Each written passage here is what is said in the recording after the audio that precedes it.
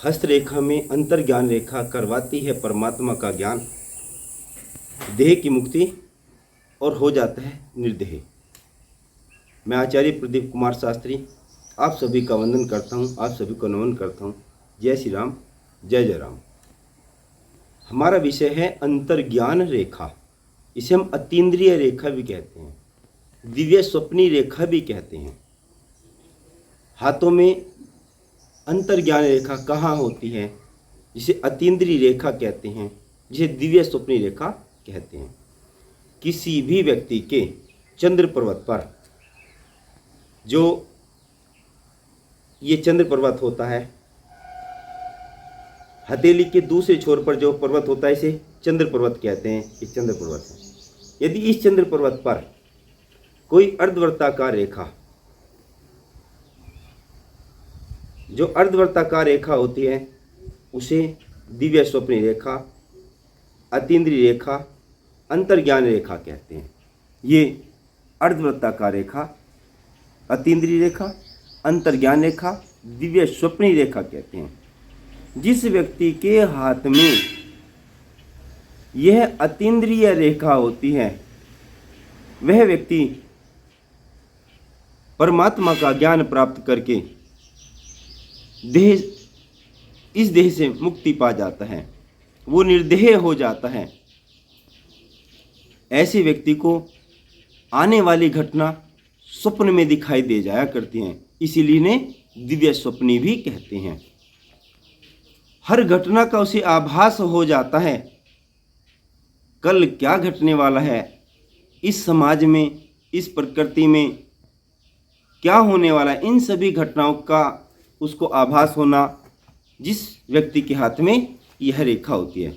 और यहीं तक नहीं, जब वो चिंतन में बैठता है, जब भगवान का भजन करता है, जब वह व्यक्ति साधना करता है, तो आँखों से अश्रुपात भी हो जाते हैं, उसकी आँखों से पानी भी आ जाया करता है।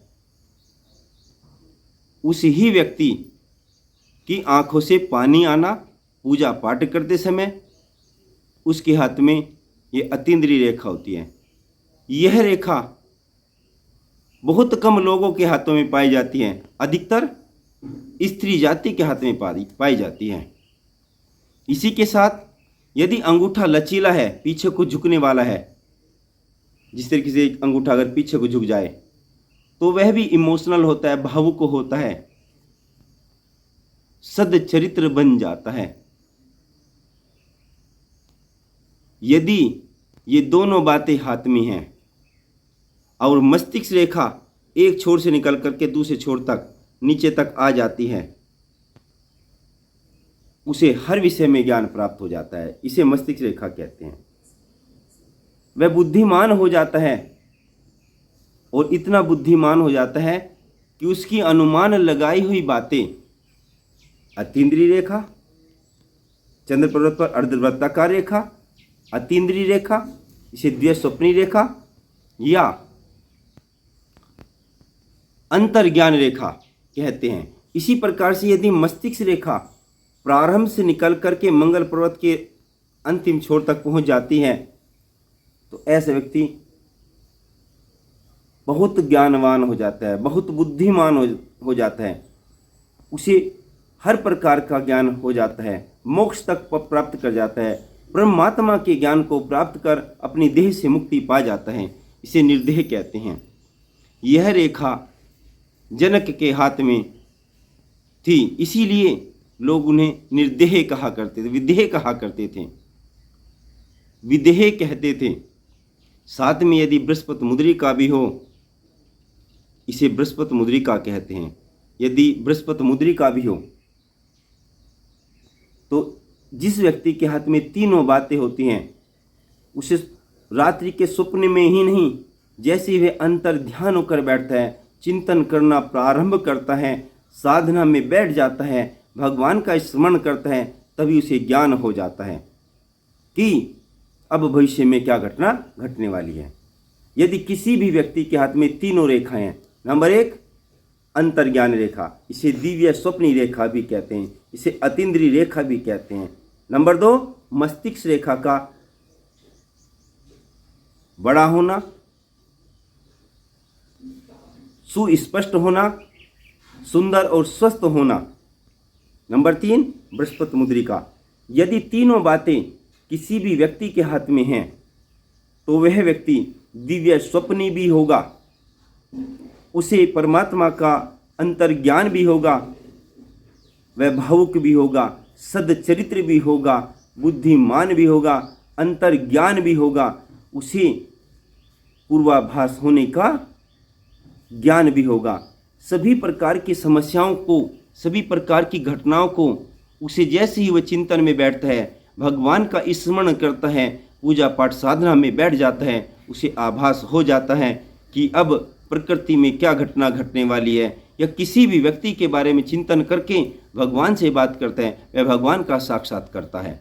ऐसा व्यक्ति ही भगवान का साक्षात करता है और भगवान से ही प्रार्थना करता है, और उस व्यक्ति के, जिस व्यक्ति के बारे में फलादेश करने वाला है, उसके बारे में सभी घटनाओं को अवगत करा देता है।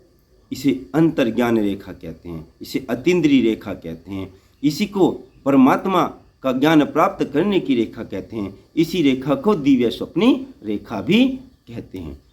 जिस जिस साधक के हाथ में यह रेखा, ये तीनों रेखा होती हैं, उसके पास में संयम भी होता है, संन्यास भी होता है, साधु भी होता है, और सन्यासी, ज्ञानी, योग्य, महात्मा उसी व्यक्ति को कहते हैं। उसका अंतर्ज्ञान इतना बड़ा होता है कि वह व्यक्ति किसी भी व्यक्ति के बारे में जो कल्पना करता है, जो भविष्यवाणी करता है, वह सत्य सिद्ध होती है।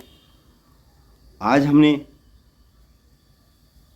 अंतर्ज्ञान रेखा पर चर्चा की और जाना अंतर्ज्ञान रेखा कहाँ होती है, इससे हमें क्या लाभ होता है, और यह किन किन लोगों के हाथ में होती है।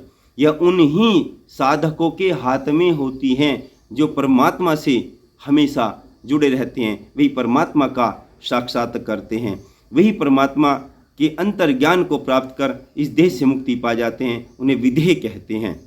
जय हिंद, जय भारत, वंदे मातरम।